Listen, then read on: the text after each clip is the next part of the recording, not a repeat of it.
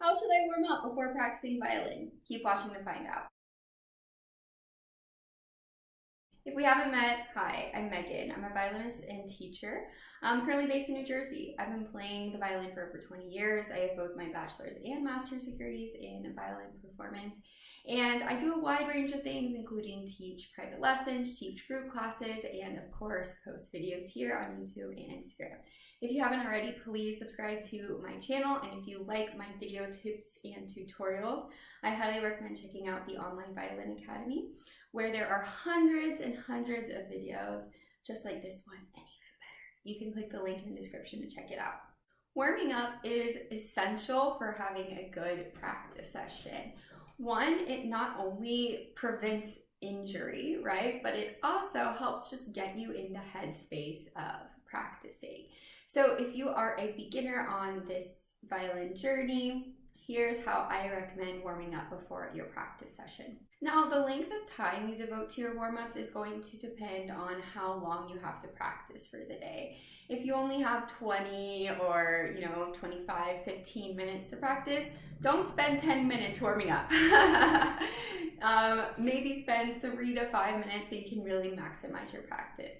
However, if you have longer, say an hour, hour and a half, then you can spend a good 10 to 15 minutes warming up your body and your mind. First, I highly recommend doing some physical stretches. As adults, we hold a lot of tension in our body, and stretching is always a good idea before doing something physical. And yes, playing the violin is physical. So here are some of my favorite stretches. These mostly focus on, the hands and the arms, but you can also do some full body stretches such as toe touches or anything else that you see fit. But this is my first favorite one. Basically just hold out your hand and kind of pull your fingers back towards you.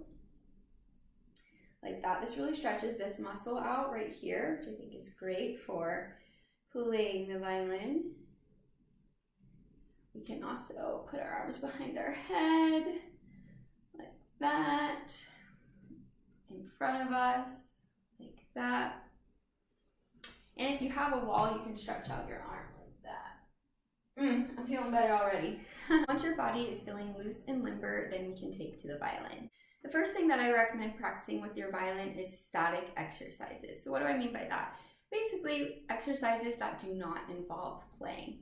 So you can do a wide variety of exercises depending on what you are trying to work on, but I'll give you a few of my favorites. So let's start with bow exercises. This first one is called pinky push-ups. Place your bow on your left shoulder, push down with your pinky, and then back up. This works on pinky strength. Another one that I really like is in and outs. This works on finger flexibility and pinky strength. If you're a newer beginner, you might just want to practice getting your bow position into place. And finally, here's one called the spider, where you go up and down the bow, like that. Again, works on flexibility and finger strength. For the left hand, I like to practice lifting and dropping my fingers. So I have all 4 fingers on the same string, and then I just practice lifting and dropping them one at a time. Then in pairs, then 2 at a time, and then 3 at a time. It's not as easy as it looks, so give it a try. When your static warm-ups are done, I recommend practicing open strings. I think open strings are so underrated. I feel like even professionals benefit from practicing open strings. So if you're not practicing open strings, now is the time to start. You can use your open strings to focus on keeping a good bow hold, keeping your bow straight, monitoring your tone, making sure your bow is nice and flexible. And of course, we should always focus on being relaxed, which I know is a lot easier said than done.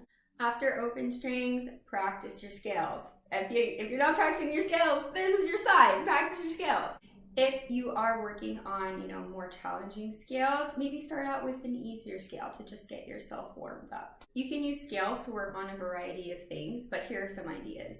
Intonation, tone, posture, string crossings, and if you're more advanced, shifting, slurs, or vibrato. And then after your scales, you should be ready to get into your pieces. I hope this was helpful. If you have any particular warm-up exercises that you love, please drop them into the comments because I am always looking for different ways to warm up. Fun fact, I used to have a very strict warm-up routine and it took a solid 30 minutes, which is fine when I was practicing like 3 or 4 hours a day, but nowadays I don't have that kind of time. So my warm-up routine is always evolving, and I think that's a good thing. So if you like this video, please subscribe. If you have any questions, drop them in the comments, and thank you for watching.